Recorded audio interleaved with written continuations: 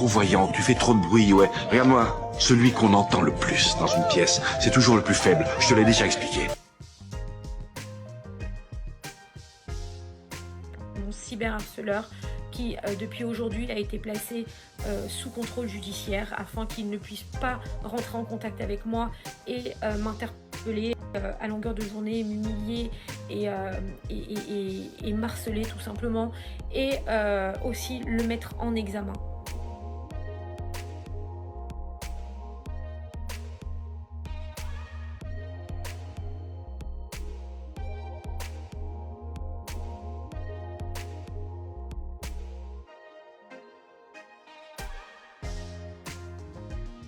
Magali Berda, bientôt jugée pour banqueroute et blanchiment. La célèbre agente d'influenceurs sera jugée le 18 décembre pour des malversations financières présumées, remontant à 2014 et 2015, avant sa carrière dans le monde de la télé-réalité. Elle aurait organisé la cessation de paiement d'une de ses entreprises qui vendait des contrats de mutuelles individuels. Magali Berda a été déférée le 29 septembre 2023 dans le cadre d'une procédure de convocation par procès-verbal pour des faits de banqueroute et blanchiment, faits commis à Nice et à Cannes, notamment en sa qualité de gérante de fait de la SAS BA & Co, placée en liquidation judiciaire le 30 juillet 2015 avec un passif estimé à près de 2,5 millions d'euros. Le délit de banqueroute est passible de 5 ans de prison et 75 000 euros d'amende.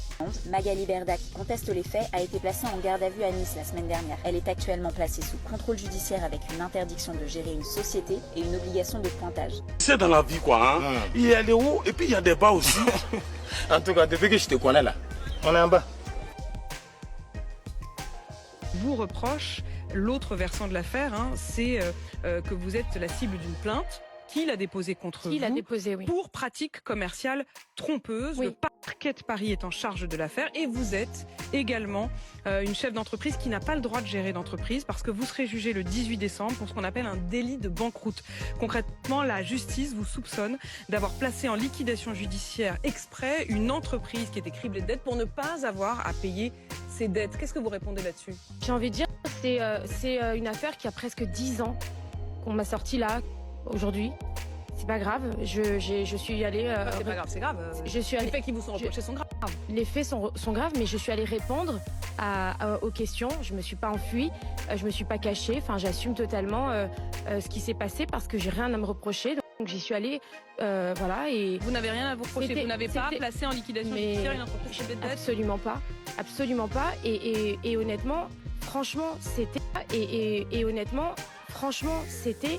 Il y a 10 ans, on est en train de parler de quelque chose il y a 10 ans. Qu'il y a 10 ans, C'est pas la question, il y a 10 ans, mais- il y a 2 ans, Mais ça reste c'est quand même, un délit. pour moi surprenant cette manière de faire 10 ans après, là tout de suite en urgence, il faut être jugé là maintenant, dans 3 mois. Voilà, c'est surprenant, mais je l'accepte, comme vous le dites, s'il faut y répondre, j'y répondrai, et vraiment... No, no, no.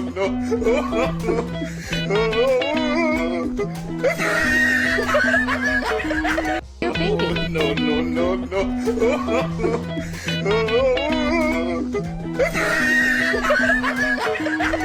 Bien sûr, la montre connectée, je l'ai déjà portée, bien sûr, j'ai une tendinite au bras. Bien sûr, la montre connectée, je l'ai déjà portée, bien sûr, j'ai une tendinite au bras.